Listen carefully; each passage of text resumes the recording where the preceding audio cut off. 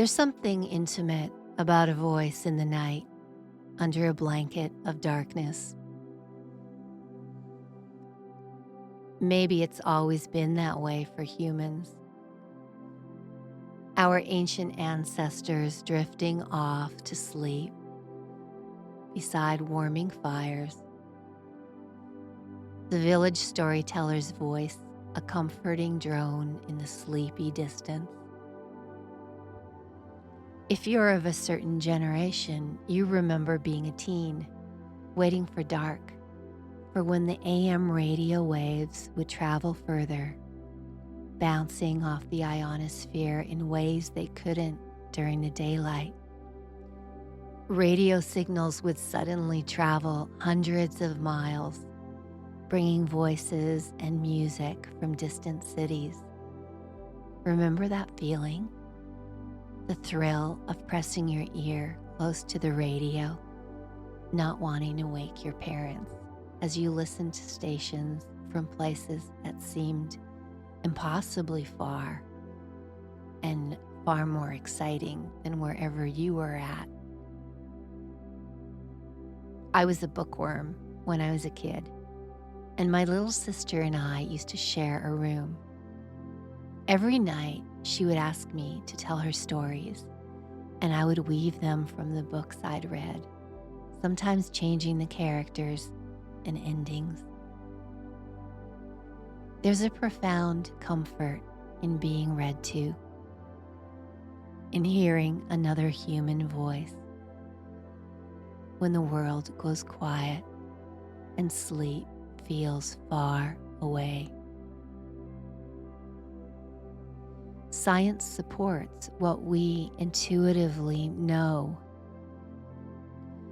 Recent research shows that listening to relaxing words before and during early sleep stages actually increases time spent in deep sleep.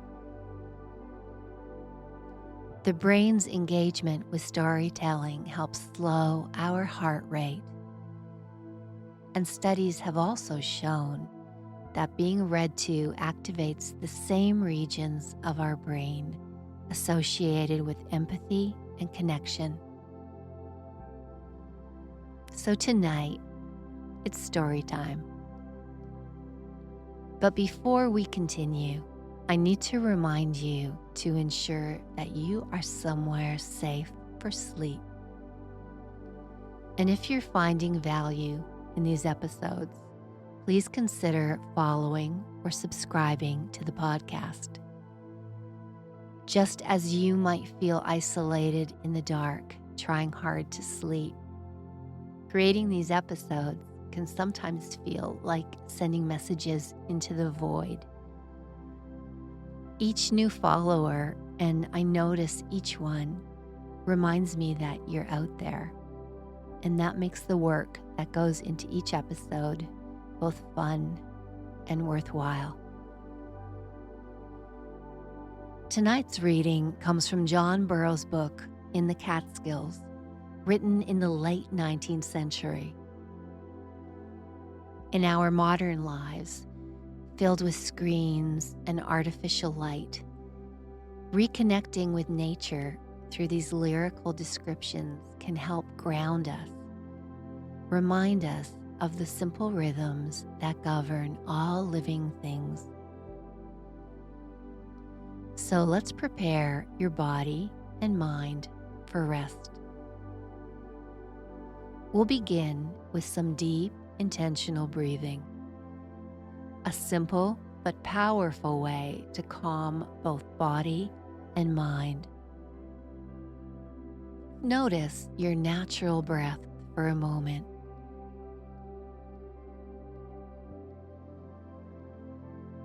There's no need to change anything yet. Simply observe how your body is already breathing all on its own.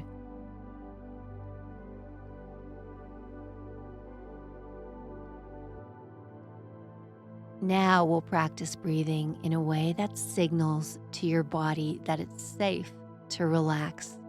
Breathe in slowly through your nose for a count of 4, Hold gently for 2, and then exhale through your mouth for a count of 6. This longer exhale activates your parasympathetic nervous system, your body's natural relaxation response. Let's practice this rhythm together a few times. Breathing in through your nose, 2, 3, 4, hold, and exhale through your mouth, 2, 3, 4, 5, 6. Again, inhale 2, 3, 4, and hold. Exhale 2, 3, 4, 5, 6. As you continue this gentle breathing pattern, let's begin to relax your body, starting with the places where we tend to hold the most tension. Bring your attention to your jaw, a place where many of us carry stress without realizing it. Allow your teeth to separate slightly. Feel the muscles around your jaw becoming loose and relaxed.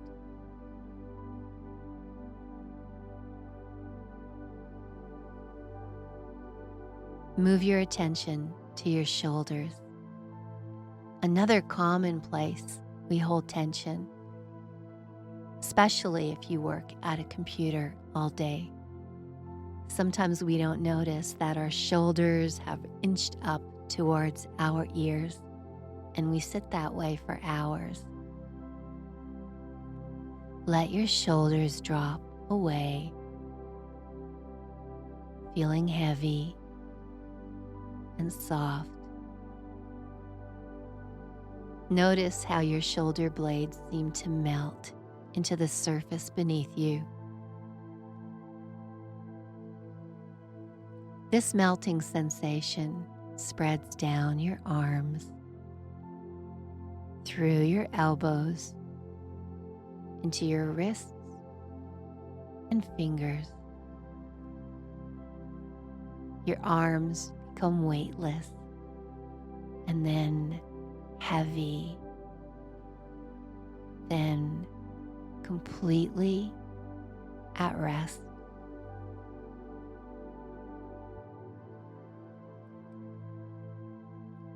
Finally, focus on your lower back and hips, areas that bear the burden of our daily activities. With each exhale, imagine these muscles softening, releasing any remaining tension into the supportive surface beneath you.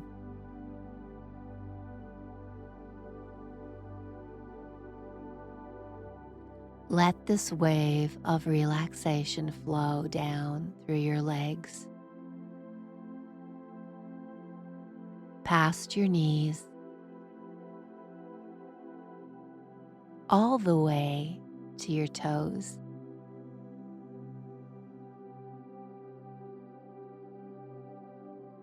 Your entire body can now rest heavily, completely supported, perfectly at ease. And we'll start reading from John Burroughs' novel, In the Catskills.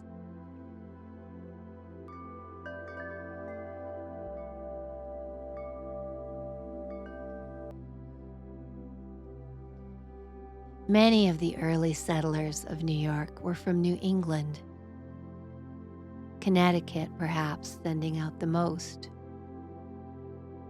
My own ancestors were from the latter state.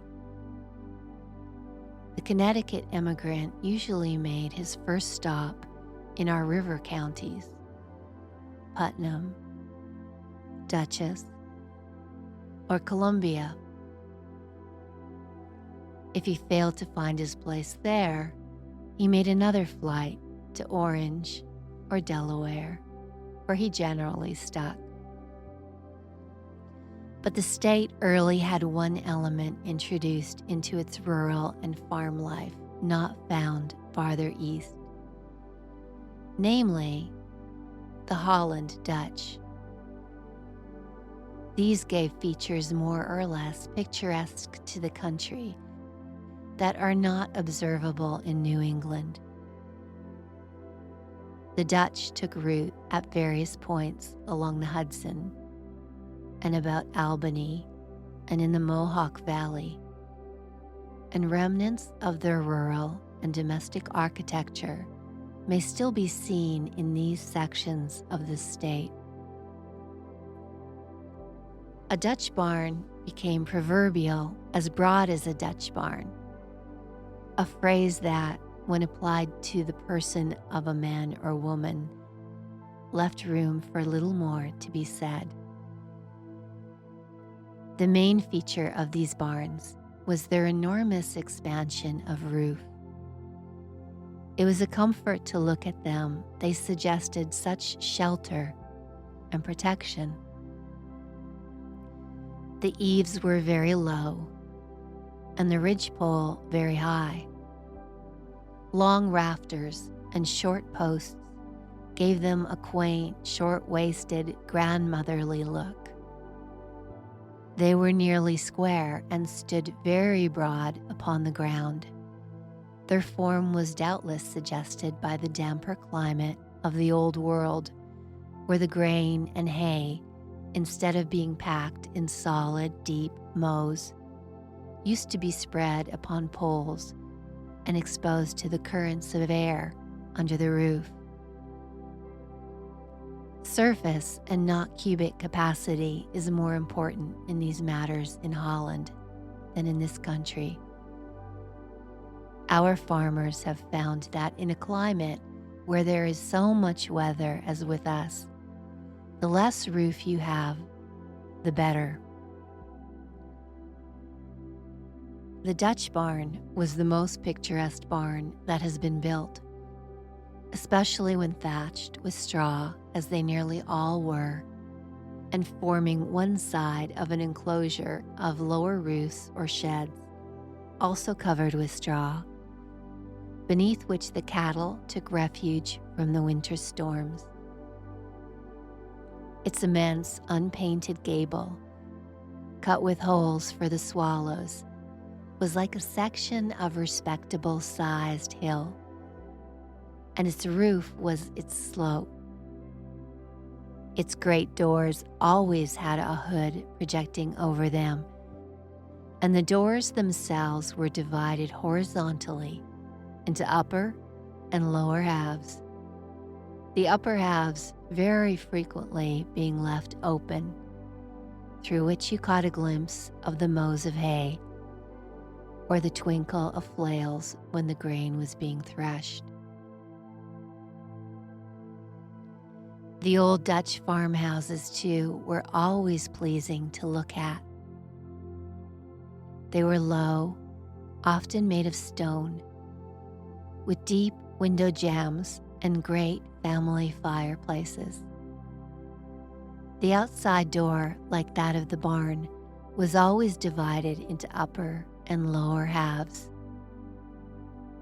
When the weather permitted, the upper half could stand open, giving light and air without the cold draught over the floor where the children were playing that our wide swung doors admit. This feature of the Dutch house and barn certainly merits preservation in our modern buildings. The large unpainted timber barns that succeeded the first Yankee settlers' log stables were also picturesque, especially when a lean-to for the cow stable was added and the roof carried down with a long sweep over it, or when the barn was flanked by an open shed with a hayloft above it, where the hens cackled and hid their nests, and from the open window of which the hay was always hanging. Then the great timbers of these barns and the Dutch barn hewn from maple or birch or oak trees from the primitive woods, and put in place by the combined strength of all the brawny arms in the neighborhood when the barn was raised. Timbers strong enough and heavy enough for docks and quays, and that have absorbed the odors of the hay and grain until they look ripe and mellow and full of the pleasing sentiment of the great, sturdy, bountiful interior. The big beam has become smooth and polished from the hay that has been pitched over it, and the sweaty, sturdy forms that have crossed it. One feels that he would like a piece of furniture, a chair, or a table, or a writing desk, a bedstead, or a wainscoting made from these long-seasoned, long-tried, richly toned timbers of the old barn. But the smart painted natty barn that follows the humbler structure, with its glazed windows, its ornamented ventilator, and gilded weather vane. Who cares to contemplate it? The wise human eye loves modesty and humility, loves plain, simple structures, loves the unpainted barn that took no thought of itself. It is unquestionably true that farm life and farm scenes in this country are less picturesque than they were 50 or 100 years ago. This is owing partly to the advent of machinery, which enables the farmer to do so much of his work by proxy, and hence removes him farther from the soil, and partly to the growing distaste for the occupation among our people. The old settlers, our fathers and grandfathers, loved the farm and had no thoughts above it. But the later generations are looking to the town and its fashions and only waiting for a chance to flee thither. Then pioneer life is always more or less picturesque. There is no room for vain or foolish thoughts. It is a hard battle, and the people have no time to think about appearances. When my grandfather and grandmother came into the country where they reared their family and passed their days, they cut a road through the woods and brought all their worldly gear on a sled drawn by a yoke of oxen. Their neighbors helped them build a house of logs with a roof of black ash bark and a floor of hewn white ash plank. A great stone chimney and fireplace, the mortar of red clay, gave light and warmth, and cooked the meat and baked the bread when there was any to cook or to bake. Here they lived and reared their family and found life sweet. Machinery, I say, has taken away some of the picturesque features of farm life. There is no machine like a man, and the work done directly by his hands, the things made or fashioned by them, have a virtue and a quality that cannot be imparted by machinery. The line of mowers in the meadows, with the straight swaths behind them, is more picturesque than the clipper or buckeye mower with its team and driver. So are the flails of the threshers, chasing each other through the air, more pleasing to the eye and the ear than the machine, with its uproar, its choking clouds of dust, and its general hurly-burly. Sometimes the threshing was done in the open air, upon a broad rock or a smooth, dry plat of greensward, and is occasionally done there yet, especially the threshing of the buckwheat crop by a farmer who has not a good barn floor or who cannot afford to hire the machine. The flail makes a louder thud in the fields than you would imagine, and in the splendid October weather, it is a pleasing spectacle to behold the gathering of the ruddy crop, and 3 or 4 lithe figures beating out the grain with their flails in some sheltered nook or some grassy lane lined with cedars. When there are 3 flails beating together, it makes lively music. And when there are 4, they follow each other so fast that it is a continuous roll of sound. And it requires a very steady stroke not to hit or get hit by the others. There is just room and time to get your blow in, and that is all. When one flail is upon the straw, another has just left it, another is halfway down, and the 4th is high and straight in the air. It is like a swiftly revolving wheel that delivers 4 blows at each revolution. Threshing, like mowing, goes much easier in company than when alone. Yet many a farmer or laborer spends nearly all the late fall and winter days shut in the barn, pounding doggedly upon the endless sheaves of oat and rye. When the farmers made bees, as they did a generation or 2 ago, much more than they do now, a picturesque element was added. There was the stone bee, the husking bee, the raising, the moving, etc.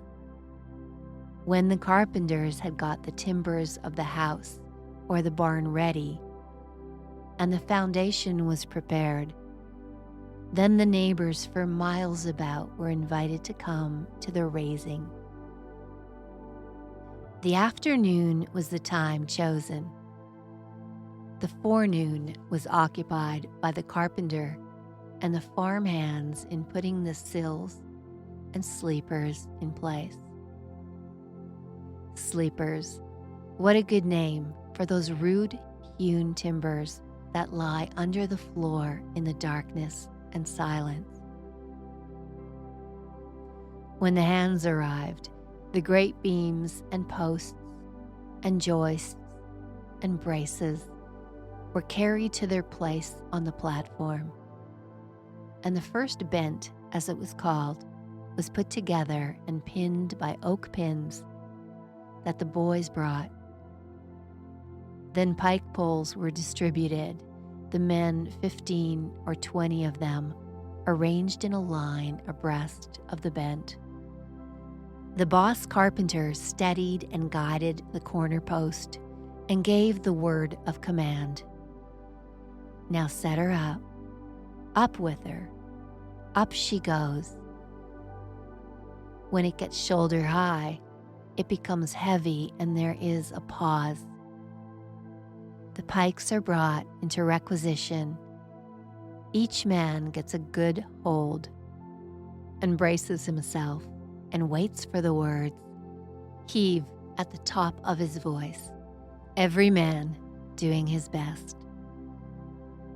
Slowly the great timbers go up. Louder grows the word of command till the bent is up. Then it is plumbed and stay lathed, and another is put together and raised in the same way till they are all up. Then comes the putting on the great plates, timbers that run lengthwise of the building and match the sills below. In every neighborhood, there was always some man who was especially useful at raisings. He was bold and strong and quick. He was the first one up on the bent, catching a pin or a brace and putting it in place.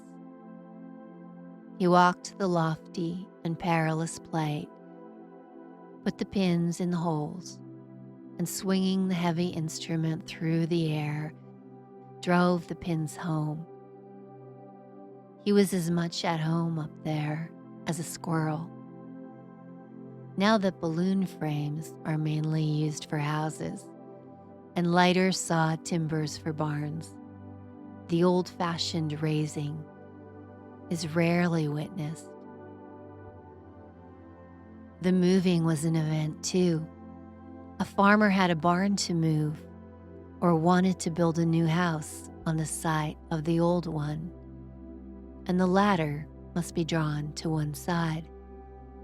Now this work is done with pulleys and rollers by a few men and a horse. Then the building was drawn by sheer bovine strength. Every man that had a yoke of cattle in the country round was invited to assist.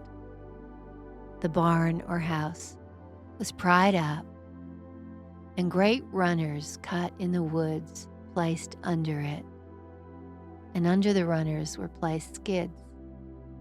To these runners it was securely chained and pinned, and then the cattle, stags, steers, and oxen, in two long lines, one at each runner, were hitched fast, and while men and boys aided with great levers, the word to go was given.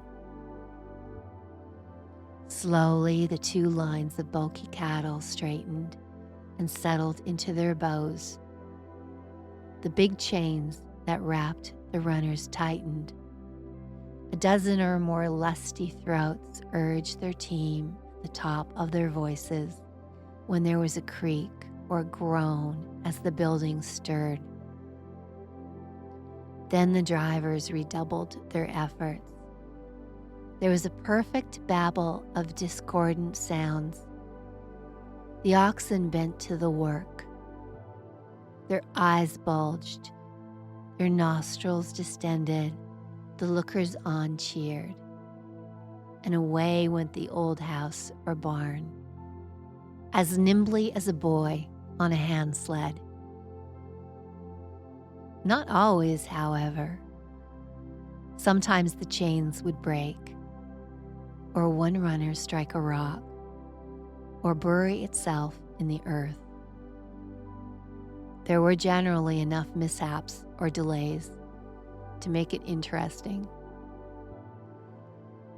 In the section of the state of which I write, flax used to be grown, and cloth for shirts and trousers and towels and sheets woven from it. It was no laughing matter for the farm boy to break in his shirt or trousers those days. The hair shirts in which the old monks used to mortify the flesh could not have been much more before them in this mortifying particular. But after the bits of sticks were subdued and the knots humbled by use and the washboard, they were good garments. If you lost your hold in a tree and your shirt caught on a knot or a limb, it would save you.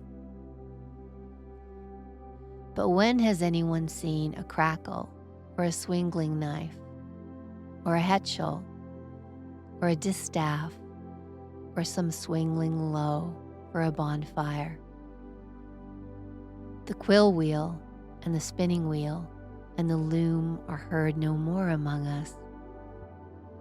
The last I knew of a certain Hetchel, it was nailed up behind the old sheep that did the churning. And when he was disposed to shirk or hang back and stop the machine, it was always ready to spur him up in no uncertain manner. The old loom became a hen roost in an outbuilding, and the crackle upon which the flax was broken, where is it? When the produce of the farm was taken a long distance to market, that was an event too. The carrying away of the butter in the fall, for instance. To the river, a journey that occupied both ways 4 days. Then the family marketing was done in a few groceries, some cloth, new caps and boots for the boys, and a dress or a shawl or a cloak for the girls were brought back. Besides news and adventure and strange tidings of the distant world, the farmer was days in getting ready to start. Food was prepared and put in a box to stand him on the journey, so as to lessen the hotel expenses. And oats were put up for the horses. The butter was loaded up overnight, and in the cold November morning, long before it was light, he was up and off. I seemed to hear the wagon yet, its slow rattle over the frozen ground diminishing in the distance. On the 4th day, toward night, all grew expectant of his return. But it was usually dark before his wagon was heard coming down the hill, or his voice from before the door summoning a light. When the boys got big enough, one after the other accompanied him each year until all had made the famous journey and seen the great river and the steamboats and the 1,001 marvels of the faraway town. When it became my turn to go, I was in a great state of excitement for a week beforehand, for fear my clothes would not be ready, or else that it would be too cold, or else that the world would come to an end before the time fixed for starting. The day previous, I roamed the woods in quest of game to supply my bill of fare on the way, and was lucky enough to shoot a partridge and an owl, though the latter I did not take. Perched high on a springboard, I made the journey and saw more sights and wonders than I have ever seen on a journey since, or ever expect to see again. But now, all this is changed. The railroad has found its way through or near every settlement, and marvels and wonders are cheap. Still, the essential charm of the farm remains, and always will remain. The care of crops, and of cattle, and of orchards, bees, and fowls. The clearing and improving of the ground, the building of barns and houses, the direct contact with the soil and with the elements, the watching of the clouds and of the weather, and the close acquaintance with the heart and virtue of the world. The farmer should be the true naturalist. The book in which it is all written is open before him night and day. And how sweet and wholesome all his knowledge is.